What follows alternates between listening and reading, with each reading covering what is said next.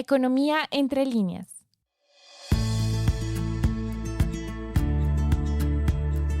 En Colombia, desde hace apenas una década, la forma de mover dinero ha pasado del efectivo y las filas en sucursales a deslizar dedos en una aplicación.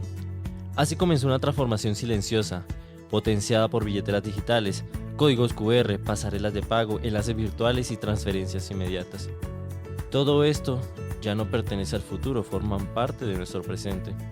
Sin embargo, en Colombia persisten amplias brechas en el desarrollo de pagos digitales, marcadas por diferencias geográficas y socioeconómicas. Según la encuesta de demanda de inclusión financiera del 2022, la adopción de productos como monederos digitales y cuentas de ahorro es mayor en las grandes ciudades, mientras que en zonas rurales y entre hogares de menores ingresos, el efectivo sigue siendo el medio predominante. Entre el 2020 y el 2022 el uso de los canales digitales creció de forma notable, un 70.7% en pasarelas de comercio electrónico, 68% en PCE, 64% en aplicaciones financieras.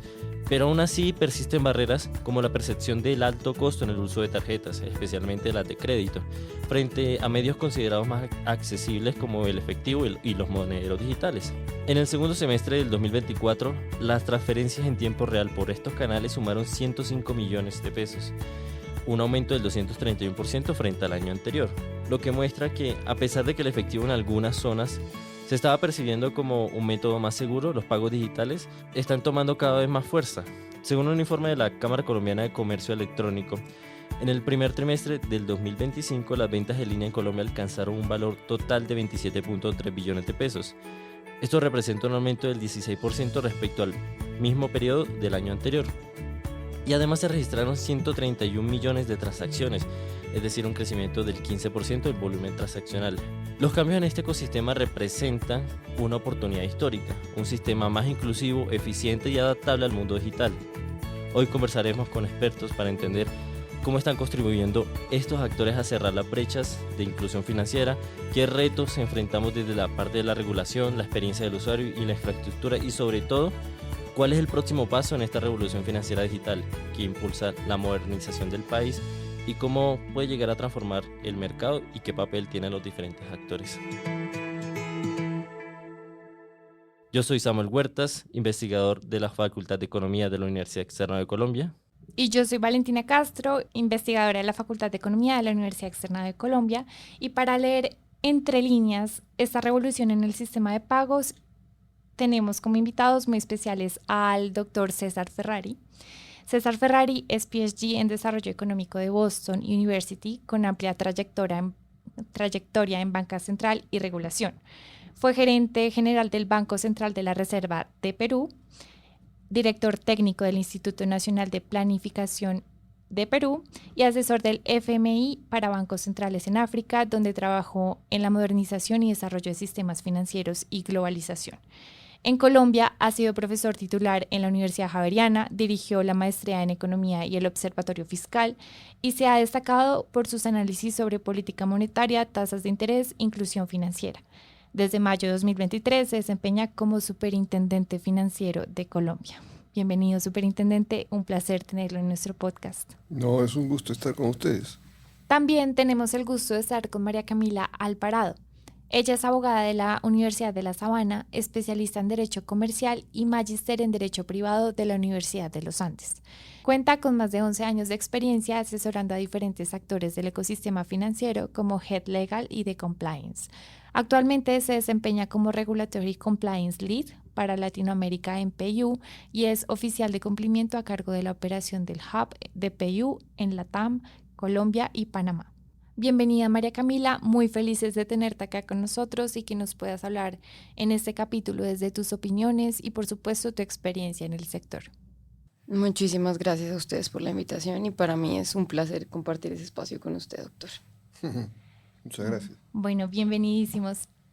Para iniciar esta conversación, empecemos explicándoles por favor a nuestros oyentes, pues el ecosistema de pagos digitales en Colombia conviven muchísimos actores, ¿no? Está la banca tradicional, las fintech y las pasarelas de pago, billeteras digitales como Nequi, DaviPlata y redes de compensación como ACH.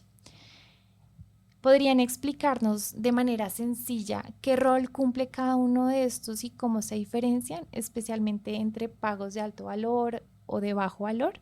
Doctor Ferrari. Mira, la revolución digital viene ocurriendo desde hace mucho tiempo.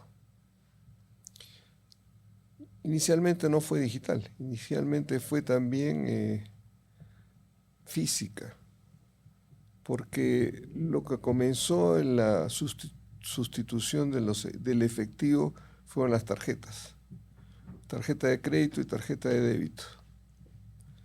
La tarjeta de crédito combina un crédito al usuario que tiene un cupo reservado, y conforme va ejecutando el valor de la tarjeta, el valor de lo que va comprando con la tarjeta, va reduciéndose ese cupo hasta que finalmente lo agota. Y entonces o paga o no deja de usar la tarjeta. La tarjeta de débito es, por el contrario, otro mecanismo que no cuenta con un crédito preaprobado ni un monto contingente para realizar diferentes pagos de bienes y servicios, porque en realidad juega contra tu propia cuenta corriente. O sea, tú tienes plata en el banco y esa plata en el banco se va reduciendo conforme vas usando la tarjeta de débito, pero es tu plata, no opera como un crédito hacia tu persona por parte del banco o quien te dio la tarjeta. Esos fueron los primeros mecanismos que comenzaron a sustituir el efectivo. Después comenzaron las transferencias electrónicas. Tú escribes un cierto persona con su debida identificación en cualquier pasarela de un banco, cualquier plataforma de un banco, perdón, y entonces desde tu cuenta le transfieres a la persona receptora una cierta cantidad, que puede ser grande, puede ser pequeña, pero en realidad es una transferencia electrónica. Y eso también comenzó a sustituir el efectivo. Pero el efectivo sigue siendo importante en nuestro país. Representa más o menos 15% del PIB. No, 15% del total de medios de pago que existe en la economía. El resto es cuentas corrientes y cuentas de ahorros. Entonces, todavía es una porción importante y sobre todo se usa en sitios donde, por ejemplo, no hay conectividad. Si no hay conectividad, no puedes usar tarjetas, no puedes usar tarjeta de débito, tarjeta de crédito, no puedes hacer transferencias electrónicas, porque es muy probable que no puedas realizar eso simplemente porque esa región no está conectada al resto del país y no está conectada por vía electrónica o por otros medios, cable o lo que fuera. En fin, esto ha venido ocurriendo hasta la fecha y después han aparecido otro tipo de pagos mucho más rápidos. Por ejemplo, cuando tú utilizas Nequi o DaviPlata, son transferencias electrónicas de bajo valor de forma inmediata. Uh-huh. Necesitas un teléfono seguramente para identificar al otro usuario y de tu teléfono puedes hacer esa transferencia simplemente entrando a la señal de Nequi o DaviPlata y de esa manera se realiza. Últimamente se ha añadido otro canal que es el canal breve del Banco de la República, pero al final es lo mismo que Nequi, DaviPlata, Dale, Breve, que todos hacen más o menos la misma función. En fin, todo esto es un proceso que se ha ido desarrollando a lo largo de los años, ¿cierto? Las tarjetas de crédito tienen décadas, las tarjetas de débito igual.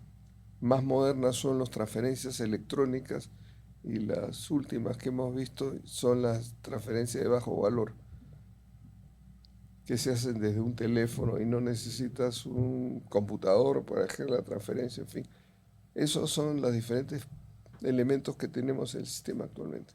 Muy claro. Ya con esta introducción, me gustaría que María Camila nos ayudara a complementar la respuesta, de pronto explicándonos cómo la regulación ha ayudado a cerrar estas brechas en inclusión financiera. Tú bien lo decías, no todos se están reemplazando 100% al efectivo, pero han tenido como algunos beneficios, de pronto como alternos para mejorar la inclusión y tener esos datos de estas personas que de pronto no pueden abrir una cuenta bancaria.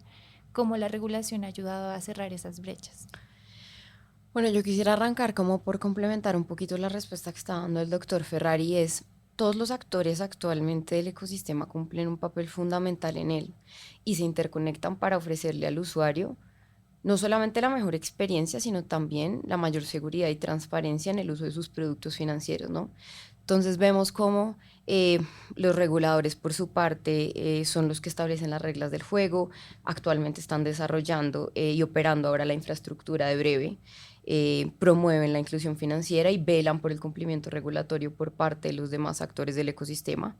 Por su parte, la banca tradicional se canaliza y custodia el dinero de los colombianos, ofrece las cuentas bancarias y las billeteras a través de los cuales los colombianos pueden acceder a los productos financieros. Por su parte, los neobancos y las CETPES, que creo que con esto nació un poquito e impulsó la transformación digital de los productos financieros dentro de este sistema de pagos de bajo valor, que impulsan la inclusión financiera a segmentos que están no bancarizados o subbancarizados, promoviendo agilidad transaccional con mucha menos fricción, dando mucha más flexibilización para la apertura de este tipo de productos básicos financieros que les permiten a los colombianos tener acceso a pagos, a giros, a productos de depósito, entre otros. Las pasarelas de pago, que son, digamos, un interconector a nivel técnico entre los comercios y los pagadores, y que lo que hacen es ulteriormente facilitar una infraestructura tecnológica que le permite a los comercios ofrecer una multicanalidad de pagos a sus pagadores para recibir esos recursos. Entonces yo creo que vemos cómo todos los actores del ecosistema durante la última década, podría decir que con mayor fuerza, están impulsando en esta transformación digital la inclusión financiera. Y hacia tu pregunta de cómo la regulación ha impulsado también, digamos, cerrar esa brecha respecto al tema de inclusión financiera, yo me atrevería a decir que durante los últimos años hemos visto cómo se han expedido normativas y reglamentos respecto a, por ejemplo, la creación de las CETPES, las sociedades especializadas en depósitos y pagos electrónicos, que son entidades 100% digitales que están enfocadas en depósitos de bajo monto y que permitieron acceso a miles de colombianos sin historial crediticio o sin acceso a la banca tradicional a tener productos de depósito. El fomento de billeteras digitales con una flexibilización muy grande de los requisitos para acceder a tener este tipo de productos, ampliando el acceso de servicios básicos a los colombianos. También, por ejemplo, y esto creo que es algo que mucha gente no sabe, cómo se permite ahora a través de canales digitales recibir las ayudas del gobierno. Hay programas como, por ejemplo, Familias en Acción, Ingreso Solidario, que ahora se permite o se facilita que se reciban a través de medios digitales. Y hay un montón de otras normas que han sido expedidas que nos muestran cómo cada vez más el regulador, desde su rol de generar lineamientos regulatorios, se encamina a cerrar esas brechas de inclusión financiera. Entonces, sin duda, creo que eso ha sido uno de los factores claves para el avance de la transformación digital en Colombia, en el ecosistema financiero. Doctor Ferrari, vayámonos a la parte de Latinoamérica, donde nos encontramos Colombia frente a los otros países en América Latina en cuanto a la adopción de los pagos digitales. ¿Qué factores explican que estos avances y qué obstáculos todavía se observan que sigan limitando la expansión en Colombia? Bueno, otros países que han desarrollado este tipo, prácticamente en todos. Los más adelantados probablemente son Brasil y México, pero casi todos los demás tienen algún tipo de transferencias o realizan algún tipo de transferencias electrónicas. Todavía nos falta mucho por andar para lograr una plena bancarización de la gente. En este momento el 98% de los colombianos tienen una cuenta de depósitos. Eso está muy bien. Y eso comenzó justamente a partir de las transferencias que les hacía el gobierno a ellos subsidios. Entonces prácticamente antes se entregaban los subsidios en forma de cheques. y el receptor tenía que ir al banco a cambiarlos. Y eso era realmente unos problemas por generar unas colas interminables. Claro. Entonces el gobierno, en buena onda, decidió que la transferencia se las iba a hacer a una cuenta. Y les abrió cuenta a diestra y siniestra, y por eso en este momento tenemos que al 98% de los colombianos con algún tipo de cuenta en algún tipo de banco. No es lo mismo a nivel de créditos. O sea, los depósitos sí han llegado casi a ser universales, pero los créditos solamente el 35% de los colombianos tienen acceso a un crédito. Quiere decir que todavía nos falta llegar a estándares internacionales. Qué sé yo, 60-70% de la población tiene acceso a un crédito. El 30% no lo tiene porque no lo necesita o porque funciona con bastante efectivo y deja de usar los canales de crédito. Pero el efectivo todavía sigue siendo omnipresente, no hemos podido erradicarlo. Aquí para subirse un taxi uno necesita pagar en efectivo. Para comprar una Coca-Cola tenía que pagar en efectivo, porque algunos sitios no reciben tarjetas o otros medios electrónicos. Yo creo que ahí tenemos mucho que hacer todavía, porque que en algunos países, en los países desarrollados, tú te subes a un taxi y pagas con una tarjeta de crédito. Eso lo vemos en Europa, lo vemos en Estados Unidos. Aquí no. Aquí eso todavía no ha sido universalizado. Entonces, tenemos que avanzar más, qué sé yo, en algunos países de Europa, por ejemplo, tú no puedes comprar nada en efectivo. Para comprar un automóvil necesitas generar un crédito, una transferencia electrónica o pagarlo de otro medio, pero no en efectivo. Incluso cosas más pequeñas, solamente lo puedes pagar con tarjeta de crédito o hacer transferencias electrónicas. Y el efectivo poco a poco está siendo eliminado en estos países desarrollados. Supongo que a ese estándar deberíamos llegar nosotros, pero eso toma tiempo. Eso no va a ser inmediato y seguramente va a requerir bastante tiempo que pueda ocurrir una situación en la cual uno sube un taxi y paga con una tarjeta de crédito. Uno va a ir a una peluquería y paga con la tarjeta de crédito. Uno quiere tomarse una Coca-Cola y haga una transferencia electrónica. Eso tiene que ver con muchas cosas, pero tal vez el mayor escollo se encuentra en las áreas rurales que todavía no han tenido o no han recibido una conectividad para poder usar este tipo de cosas. Sí, yo creo que complementando lo que dice el doctor Ferrari, yo creo que yo resaltaría tres puntos claves que creo que han permitido el avance de Colombia en el tema de la transformación digital. Uno, sin duda, digamos, el fomento de la adopción de pagos digitales por parte del regulador y las regulaciones que se han expedido en ese sentido. El segundo, el avance de la infraestructura tecnológica que estamos poniendo a disposición de los colombianos para que puedan entrar en esta era de transformación digital. Y tercero, y yo creo que este lo resaltaría, la respuesta ágil de los demás actores del ecosistema, porque sin duda hemos visto cómo todos los demás actores del ecosistema, incluyendo la banca tradicional, se ha esforzado mucho por ir a la velocidad de lo que se necesita en este momento, que es precisamente esa transformación digital digamos, de los pagos, ¿no? Sin embargo, coincido con el doctor Ferrari en el sentido de creo que vamos a tener o podemos identificar mayores obstáculos en zonas rurales y yo resaltaría 4 puntos. El primero, la falta de acceso a Internet. Todavía hay muchas zonas en donde no tenemos acceso a Internet y sin duda pues ese es un elemento clave para como parte de la transformación. El segundo, el acceso a dispositivos móviles o a dispositivos de cómputo, porque sin eso pues tampoco se puede acceder a los productos financieros digitales.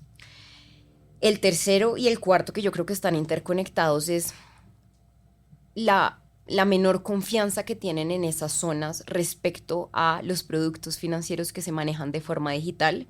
Y creo que eso hace parte de pronto la ausencia o la falta de robustez que tenemos en esas zonas en cuanto a educación financiera.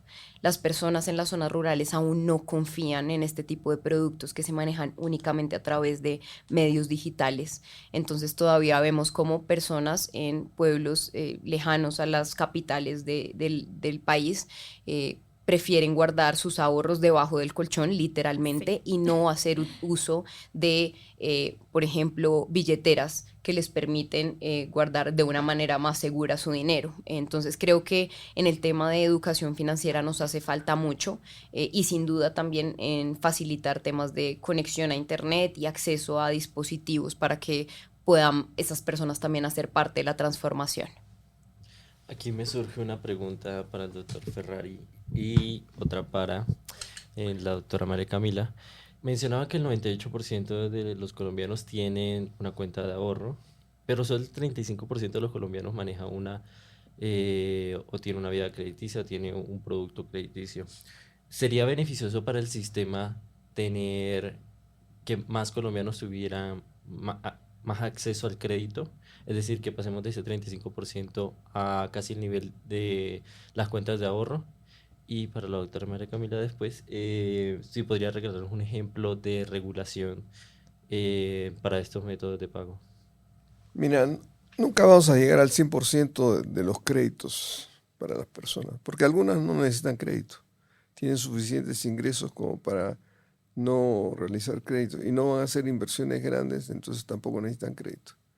Recuerda que el crédito es una manera de complementar tus ingresos, de tal manera que si tú quieres hacer una inversión de 100 y tienes disponible solamente 20, vas al banco y te prestan los 80 para completar los 100. Si no te prestan, pues no tienes cómo regresar la inversión, a menos que pretendas realizarla durante varios periodos donde vas depositando o vas pagando 20, 20, 20 hasta completar los 100. Entonces, la necesidad de crédito aparece como una necesidad normal en la vida de las sociedades porque van a haber siempre inversiones que van a ser mucho más grandes que los ingresos que tú tienes en un periodo determinado. Esa es la razón del crédito.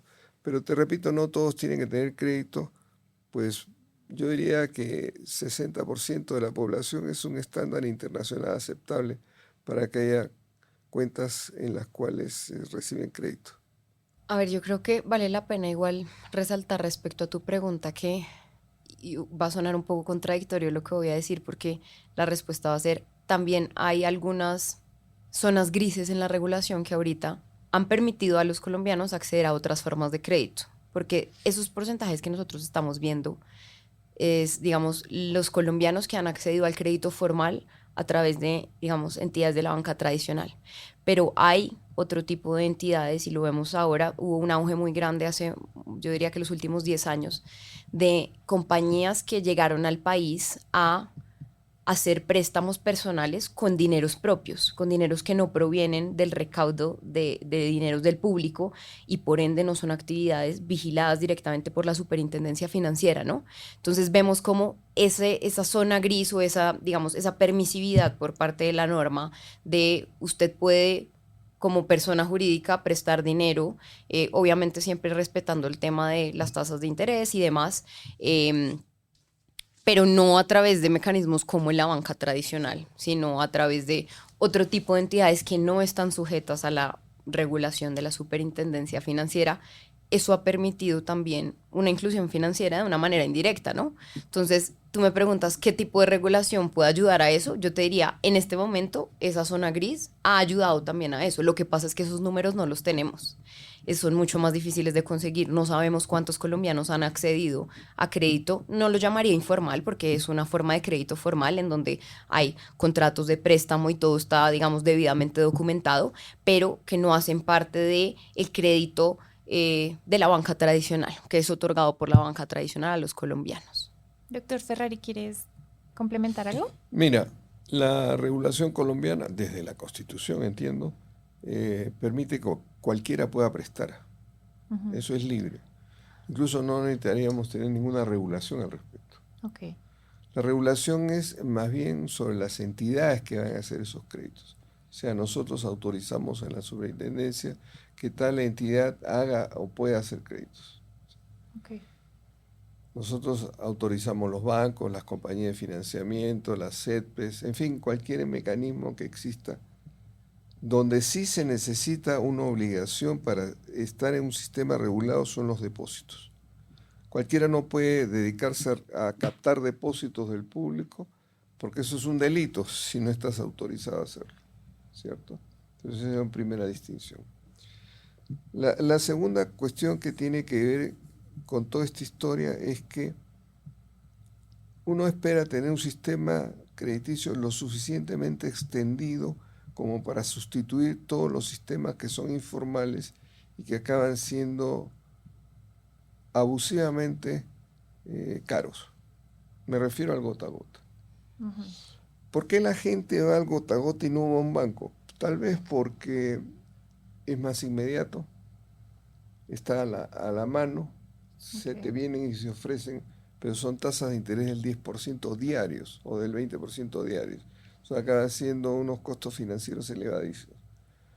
Pero ¿por qué la gente va a estos gota a gota y no va al sistema financiero?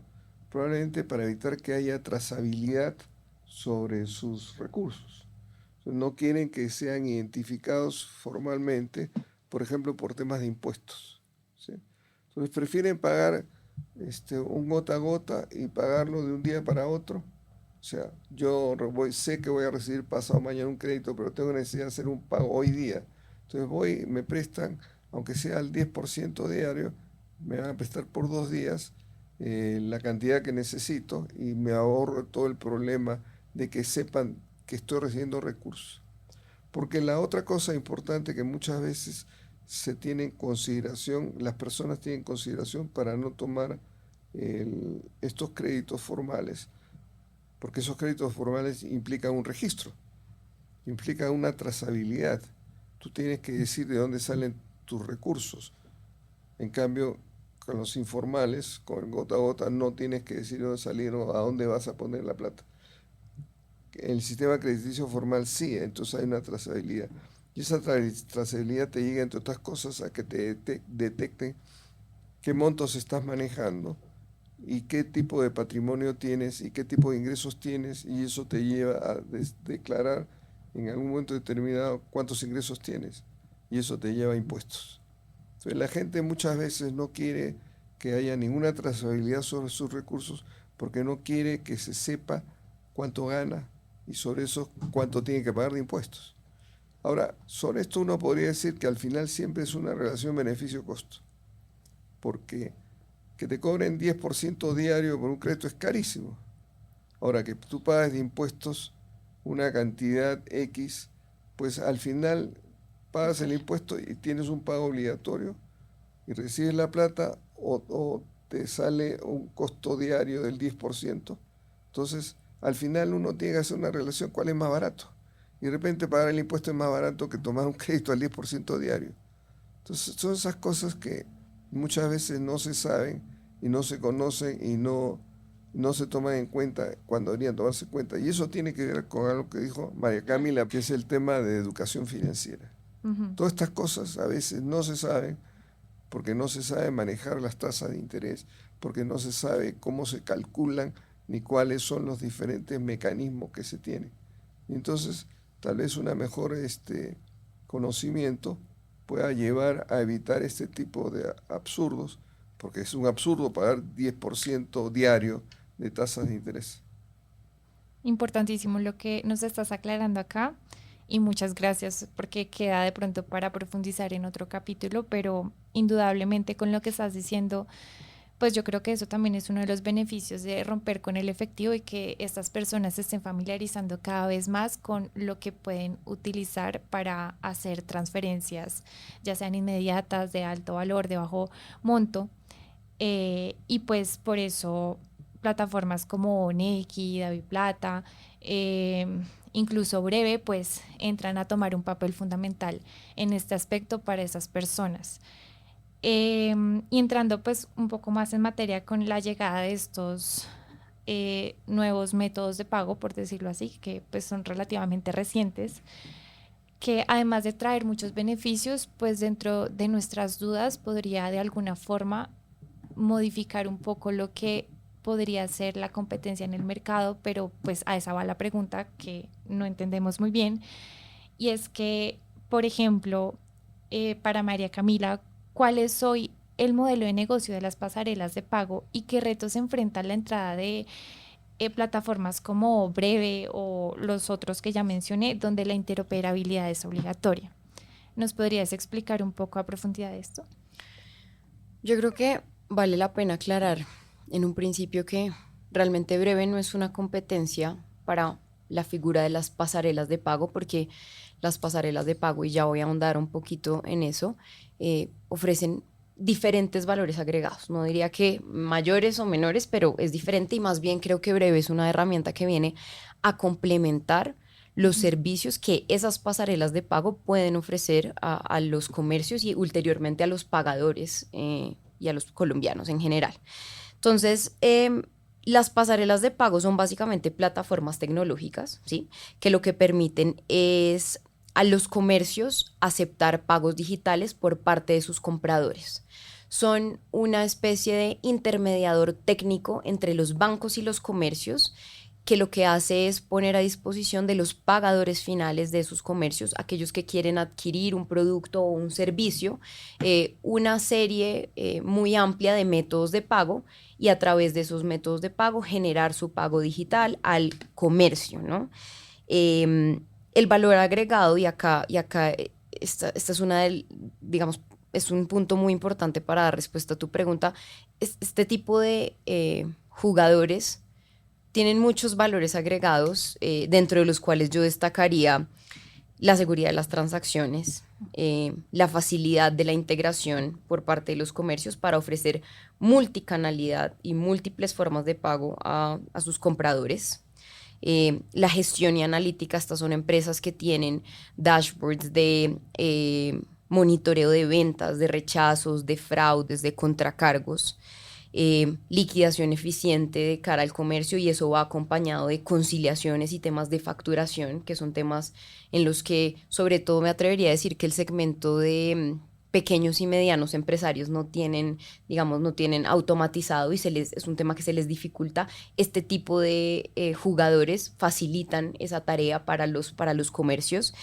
Cobertura regional, temas de prevención de fraude y un montón de otros temas operativos por detrás, como por ejemplo un correcto monitoreo transaccional que permite identificar patrones de fraude, patrones o alertamientos por operaciones inusuales o sospechosas de lavado, un correcto conocimiento del origen de los fondos de esos comercios, y eso permite combatir temas de lavado de activos y de financiamiento del terrorismo. Entonces, digamos que creo que tiene unos valores agregados en donde Breve lo que entra es a ser una herramienta para una prestación mucho más eficiente de esos servicios. Todo eso claramente convierte a las pasarelas en un actor clave del ecosistema. Y ahora, ¿qué retos se enfrenta con la entrada de Breve? Porque sin duda, a pesar de que no son una competencia directa, sí creo que hay retos. Voy a mencionar tres principales sin mencionar que creo que hay otros adicionales, pero lo primero, la exigencia a nivel tecnológico y la capacidad de estas pasarelas de conectarse a estas APIs tan robustas que maneja, digamos, este sistema en la nube de Breve, ¿no? Las pasarelas van a tener que garantizar la conectividad en tiempo real, esa interoperabilidad, pero además escalabilidad, para la capacidad de soportar esa cantidad de transacciones, y esa inmediatez de las transacciones. El segundo, temas de seguridad y prevención de fraude en tiempo real, porque sin duda la inmediatez lo que hace es aumentar el riesgo de temas de fraude y temas de lavado de activos, también diría yo, me atrevería a decir. Entonces, garantizar ese monitoreo transaccional lo suficientemente adecuado, y yo creo que ahora, con el auge del tema de la inteligencia artificial y demás, haciendo uso de estas herramientas tecnológicas que permitan que la identificación de patrones anómalos responda a la velocidad a la que van a viajar las transacciones. Y por último, el tema de experiencia del usuario, porque ahí Breve sí tiene un punto súper fuerte, porque se interconecta directamente con las interfaces de todos los bancos. Entonces acá a las pasarelas les va a tocar ponerse la 10 y mirar cómo van a ofrecer una interfaz amigable, para pagos que sean fáciles sin solicitar mucha información, con una interfase totalmente intuitiva. Yo creería que esos son tres de los grandes retos que van a enfrentar las pasarelas con la entrada de Breve, pero sin duda creo que es una herramienta que va a entrar a complementar los servicios que actualmente prestan las pasarelas. Prosigo con esta pregunta hablamos de pagos inmediatos, pero hablemos también de las preferencias de nuestros usuarios y de los comercios. ¿Qué cambios se observan en las necesidades para la operabilidad de los usuarios y de los comercios? O sea, estamos viendo una reestructuración del uso del efectivo. Entonces la pregunta ¿es bueno o malo? Por ejemplo, en las zonas que son rurales, las más apartadas del país, vamos a hacer que hagan esta transición del efectivo al uso del dinero digital. Mira, el problema que tienen las áreas rurales es la falta de conectividad. O sea, mientras no haya conectividad no van a poder llegar a estos mecanismos de pago, ni a este tipo de pasarelas, ni a ninguna de estas cosas. Porque para eso se necesita conectividad que permita hacer todo tipo de operaciones digitales, a través de computadora, a través del teléfono, o de lo que tú quieras, pues, que sea siempre ese tipo. O sea, ahí hay un problema de conectividad. Las áreas rurales no están en nuestro país plenamente conectadas, e incluso en las áreas urbanas más apartadas, en las periferias de las grandes ciudades. Todavía hay dificultad de conectividad. Yo diría que en los sótanos de los edificios, de todos los edificios, no se puede uno conectar, simplemente se pone a estacionar en cualquier sitio y uno se queda bloqueado, o sea, se queda sin celular, sin ningún acceso a internet. Entonces hay mucho que avanzar en términos de conectividad.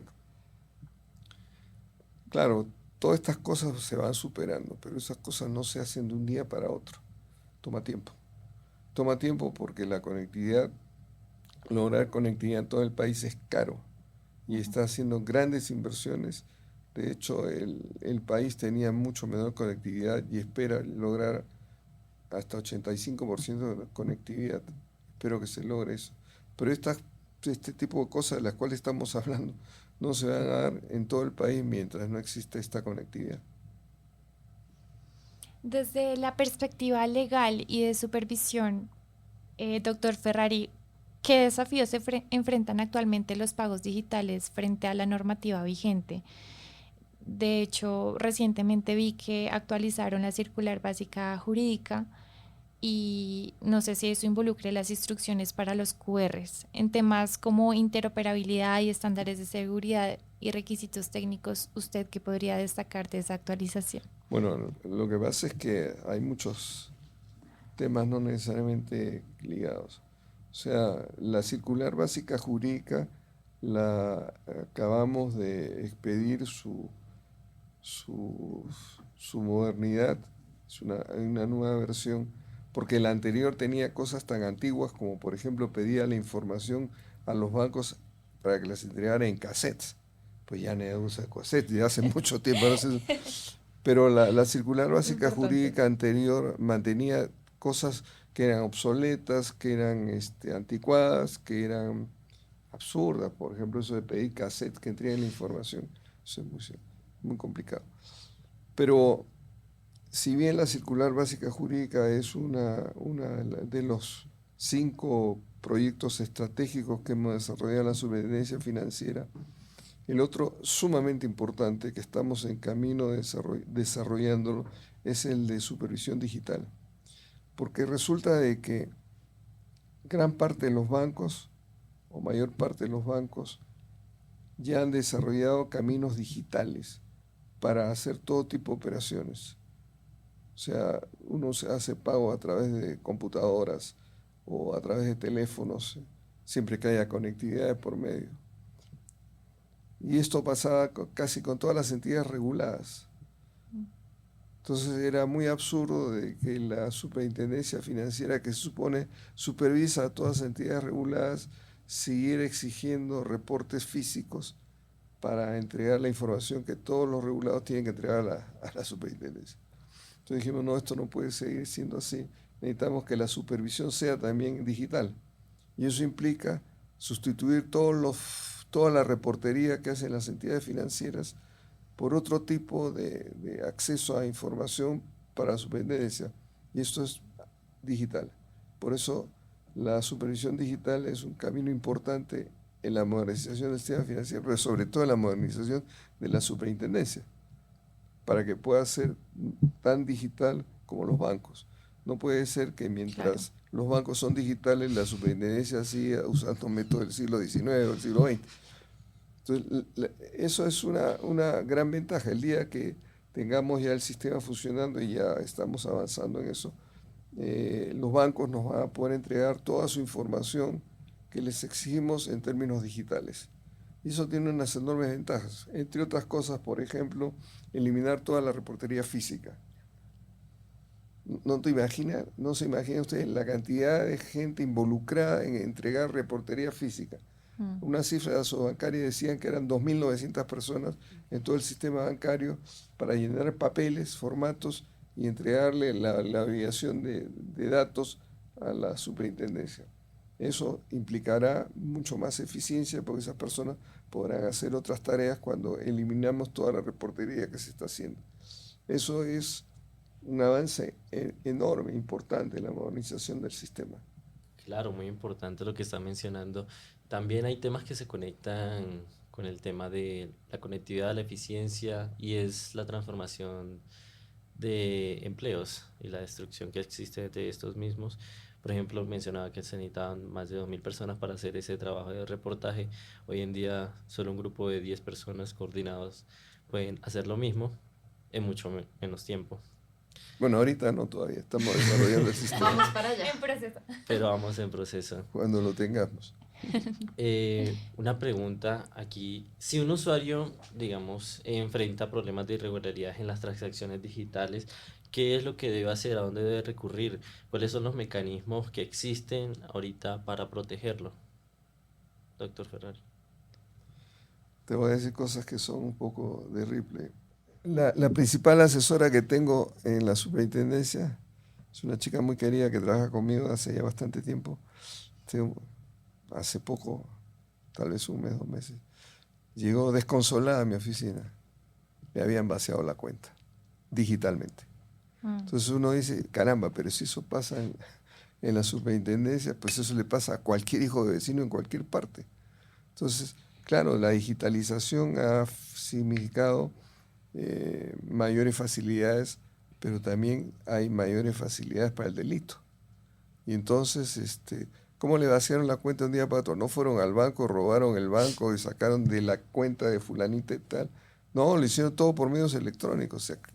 Se conocieron sus claves, conocieron sus datos y llegaron a ese tipo y le vaciaron la cuenta. O sea, de un día para otro no tenía ni un centavo, ni siquiera para pagar el taxi. Eso implica de que hay que desarrollar una serie de mecanismos de ciberseguridad, justamente para que no se produzcan este tipo de incidentes.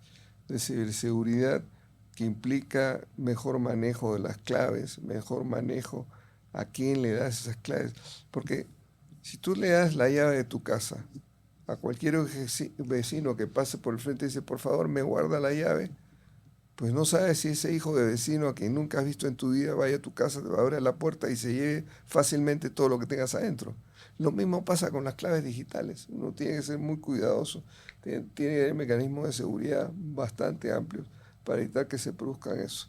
Y eso tiene que ver no solamente con la analogía que estoy haciendo, que le entregues las llaves, sino que la ciberseguridad tiene que ser muy importante para que no se produzcan estas cosas. Yo complementaría solo diciendo que yo creo que eso es una responsabilidad no solamente de los usuarios, sino también en materia regulatoria. Me atrevería a decir que hay muchos actores del ecosistema que por no hacer actividades que son estrictamente reguladas o vigiladas por la Superintendencia Financiera no cumplen con los mismos parámetros de ciberseguridad que las demás, ¿no? Pero terminan interactuando con el dinero de las personas y con otros actores del ecosistema que sí son regulados. Entonces, creo que el robustecimiento y digamos, la estandarización de esos estándares de ciberseguridad para todos los que hacen parte del ecosistema financiero es una gran herramienta también, la que creo que es una gran oportunidad para trabajar en este momento de transformación. Y asimismo también que los ciudadanos y quienes hacemos uso del sistema financiero tengamos la conciencia de proteger nuestros datos, utilizar las herramientas que se nos ponen a disposición, como los mecanismos de doble validación de identidad, entre otras.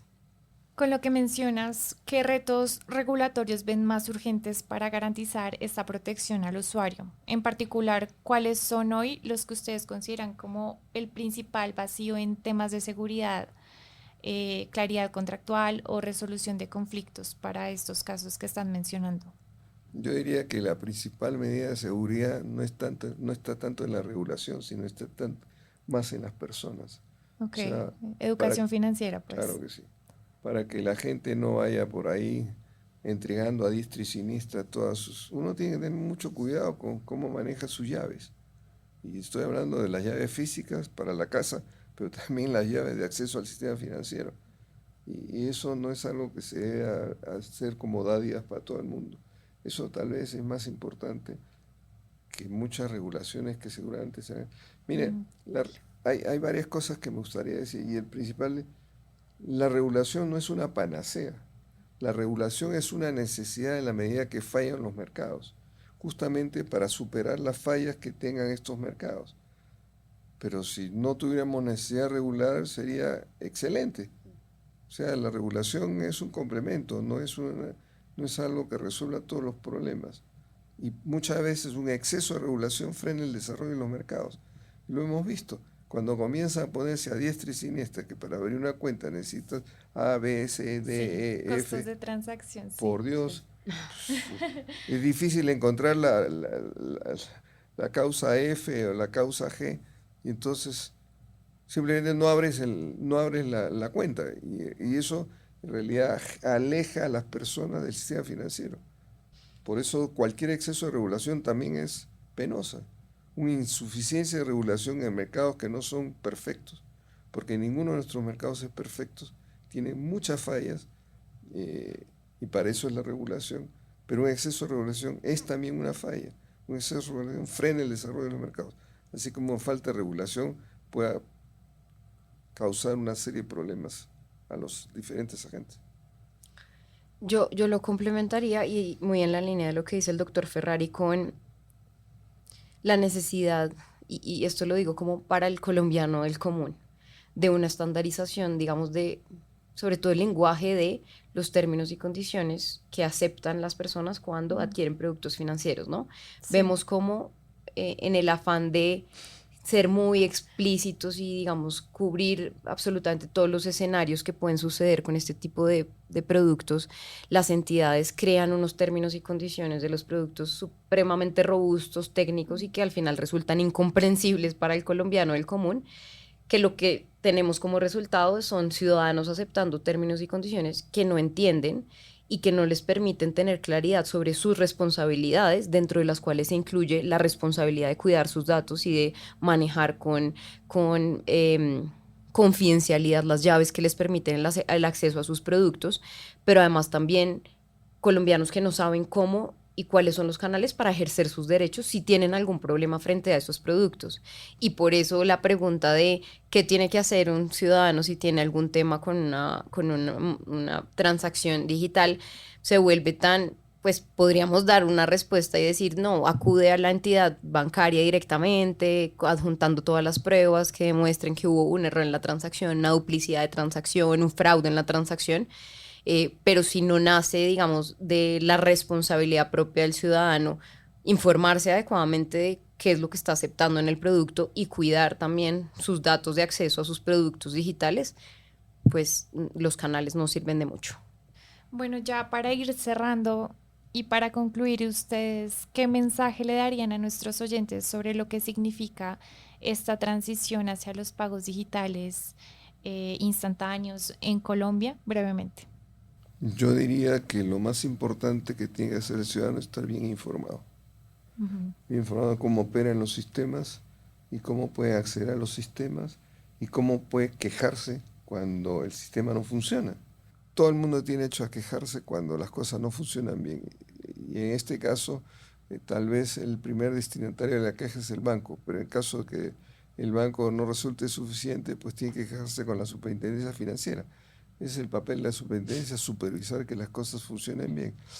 Pero no esperemos de que la regulación vaya a resolver todo, porque como decía anteriormente, la regulación puede ser otra falla también cuando es excesiva y absurda. O sea, hay cosas que no tienen ni pies ni cabeza y seguimos insistiendo que tengan pies y cabeza y no lo va a tener nunca, porque no son robotitos que podemos armarle un Lego más o una piecita más para completarla. Así no son las cosas.